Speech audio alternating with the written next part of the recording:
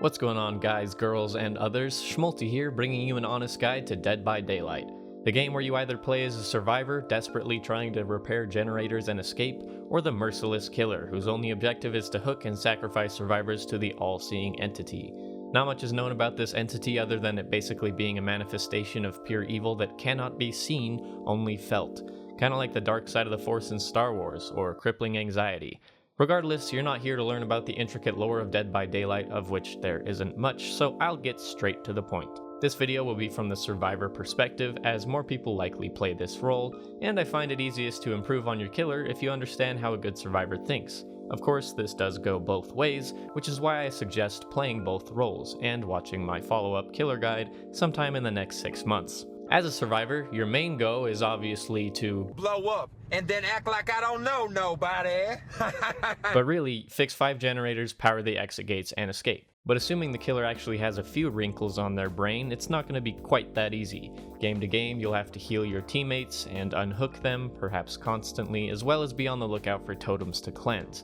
Not to mention, actually run away from and dodge the maniac with a chainsaw or 8-foot sword, commonly referred to as looping, which I will go over later. Starting out, your first choice is going to be which one of these ugly little chicken nuggets to level up and play as. All survivors in the game have the same movement speed, access to the same items, and die just as fast. The key difference is in the perks, of which there are a figurative fuck ton, so I won't be going over everything in this video. However, there are some better choices in the starting 7 as far as perks go. At the top of the list for me would be Meg. Her 3 teachable perks include Quick and Quiet, Sprint Burst, and Adrenaline, all of which are focused on getting the hell away from the killer. Quick and Quiet will make fast vaulting or quickly getting into a locker completely silent. If you manage to break line of sight with the killer, this can be useful to make a quick getaway without it being obvious where you went. Sprint Burst is pretty self-explanatory. You get a burst of speed for 3 seconds to gain distance on the killer. Try to use this wisely and sprint for a jungle gym or building that you can use to loop the killer instead of just sprinting as far as you can in one direction. If the killer follows you, they will catch up. You can only run for so long. For no particular reason, I decided to go for a little run.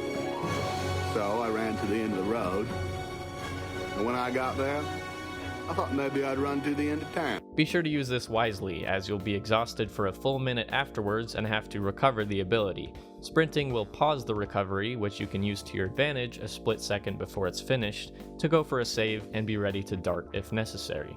Adrenaline is a fantastic late game perk. Once the last generator is completed and the exit gates are powered, you will heal 1 full health state and gain 150% movement speed for 5 seconds. This can be a literal lifesaver if you're injured on the last gen, or looping the killer to distract for your teammates. You can unlock all 3 of these perks as teachables at level 30, 35, and 40 respectively. Doing so will cause them to show up in other characters' blood webs from then on, which is great for making all kinds of toxic builds to troll the killer. As far as who to level up next or what perks to go for, it's really up to you and your playstyle. Remember to check the shrine every week as well so you can buy teachables with iridescent shards. This is great for getting DLC perks that you don't have access to. I'd also recommend watching Otstarva's video on which survivors to level up first, to give you an idea of what you could do. I'll leave a link to that in the description. As you're leveling up, you'll acquire items and add-ons for those items to take into matches. At lower levels, these items will be brown in rarity to signify how shit they are, but they can still be helpful as you're learning the game, especially the medkit. Being able to quickly heal a survivor after unhooking, or even heal yourself at least once, can be a big help. Ideally, survivors should heal each other and play as a team, but if you're brand new to the game at rank 20, I wouldn't count on that. Toolboxes are decent for getting a head start on a gen, but they're not as effective as you might hope. If you have a high rarity toolbox and a brand new part add-on, you might be able to cut off about 30 seconds from the normal 80-second solo repair time.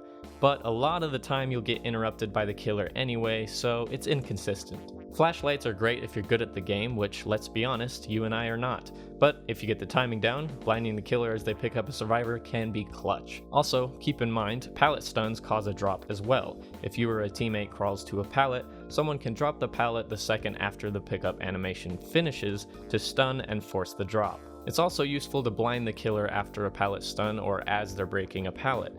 Be sure to only do this while uninjured unless you have Iron Will, as the killer can just follow the sound of your moans of pain. Maybe a little pleasure. In the right situation though, blinding on a pallet can be great for getting extra distance, or even running behind the killer to fake them out.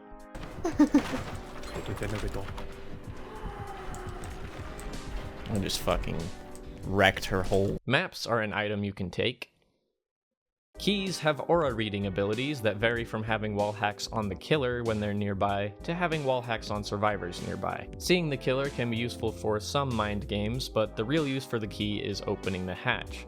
Keep in mind that the hatch will not spawn on the map until the number of generators completed is 1 greater than the number of survivors alive. So if everyone's alive, you need every gen done. For 3 people, you need 4 gens done. 2 people, 3 gens, and it will always spawn and open for the last remaining survivor. You can also obtain a random item from the supply crates found on the map, which is usually what I do when I'm first leveling up a new survivor. The rarity of the item is also random, but if you get a good one and escape, it's a dub. Now let's move on to evading and escaping the killer.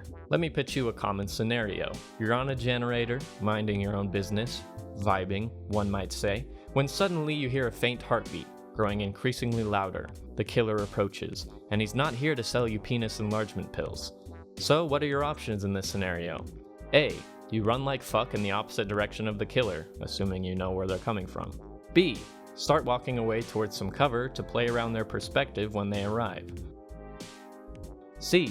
Head to the nearest locker and pray to both the old gods and the new he doesn't check it. D. Commit to the generator until they show up. Teabag, click your flashlight, then try for a 360 and start running.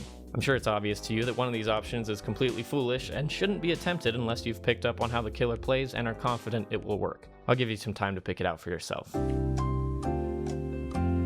That's right. Option C, hide in a locker. Now don't get me wrong, hiding in a locker can work on occasion. In fact, if you're playing against a doctor, it might just be 200 IQ, as their static blast won't make you scream. But in general, I wouldn't recommend doing this. Depending on the map, it's pretty likely the killer will see you get in as they arrive, or at the very least they'll know that the generator has been worked on and investigate the surrounding area, which to some new killers means check every locker.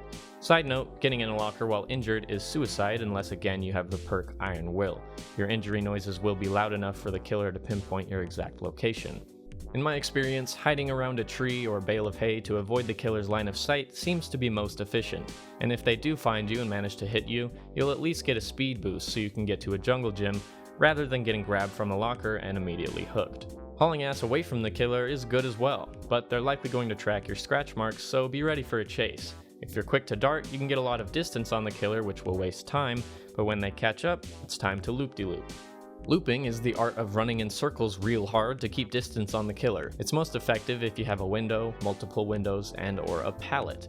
Keep an eye out for jungle gyms, tall structures on the map that look like broken down buildings. If you're already at one doing a generator, take a few seconds to look around and see what your options are. Do I have a window here? A pallet? If the killer comes here, where do I run? This sounds obvious, but it's critical for knowing how to make a getaway or start running the killer. As a survivor, you are almost always slower than the maniac chasing you, so you have to learn to use the structures presented to you to create distance, waste the killer's time, and hopefully get away. If you do have a window nearby, that should be your first option. Pallets are a resource that you don't want to spend unless you have to in order to avoid a hit or getting knocked down. When you do use a pallet, be sure to stun the killer to buy yourself some time to get to the next tile. If you don't get the stun, but the pallet is safe enough to play around, it might be a good idea to wait for them to break it before you take off for the next tile.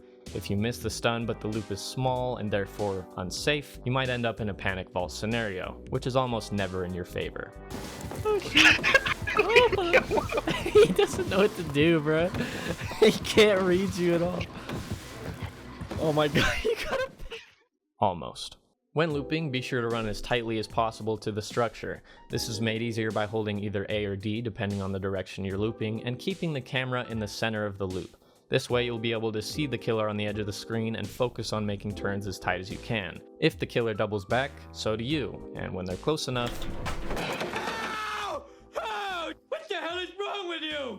Geez, sorry. It's a pretty standard stun, Homer. There are also certain pallets on the map known as God pallets that you should pretty much avoid using at all costs in the early game. If you're playing with friends, it might even be worth going down on the first hook instead of wasting it. I'm not going over every God pallet on every map, but keep in mind that the Killer Shack is always considered a God pallet, as it's one of the strongest loops in any given game. This is due in part to the basement often spawning in the shack, as well as exit gates spawning nearby.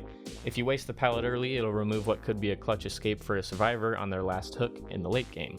Just looping the shack window alone is very strong, and you can often get 3 vaults out of it without getting hit. Assuming the killer doesn't have the perk Bamboozle so they can block the window, then they're just assholes, and you gotta run somewhere else. Other god palettes would include any palette that the killer can't effectively play around without potentially losing you. Basically, if there's a lot of distance for the killer to flank around, and vaulting the palette is a completely safe option, so they essentially have to break it or give up chase. How effective you're able to run the killer depends a whole lot on map knowledge and game sense, so don't be discouraged if you don't last long at first. As you play more, you'll start to understand more of the nuance, like when you can't make a window, maybe fake it so the killer swings early or doubles back. If you're caught in the open, try to spin the killer to waste more time or confuse them. Spinning should always be a last resort option because good killers will mostly wait for the spin and hit you anyway, or just track you through the spin with a lunge. It is a nice option to have though, and you'll feel like an absolute god pulling it off. Some closing tips before I go. Spread out as much as you can. In a perfect world, you should have all 4 survivors all working on different generators throughout the map. That way the killer can only pressure 1 person, and by the time they go down, 1 person goes for the save, and 2 gens are already completed, with 1 more than halfway done. This puts a ton of pressure on the killer from the very start of the game. If there are 2, or entity forbid, 3 survivors on 1 generator, and the killer stops by to say hello, that gen might be finished after the chase, but you're far more likely to have just that one completed on the first hook, not to mention the killer knows where to look first and can immediately start another chase. Also, be mindful of which gens you're leaving for the end game. Do everything you can to avoid what's called a 3-gen situation, where the final 3 generators to repair are all in close proximity, making it easy for the killer to keep an eye on them. Oh yeah, and all that stuff about teabagging and clicking your flashlight, I was just joking. Don't be toxic, we're all trying to have fun with the game. That is, unless it's a Leatherface. They deserve it. Fuck you, bitch! Shut the fuck up, bitch! Thanks for watching my dumb video. I hope it was helpful to any of you just starting Dead by Daylight, and at least entertaining to any veterans. I stream 4 days a week on Twitch, and have been focusing heavily on DBD if you want to catch me there. Feel free to leave any extra tips I might have missed in the comments below, subscribe if you want to see more of me in the future, and I'll catch you all next time.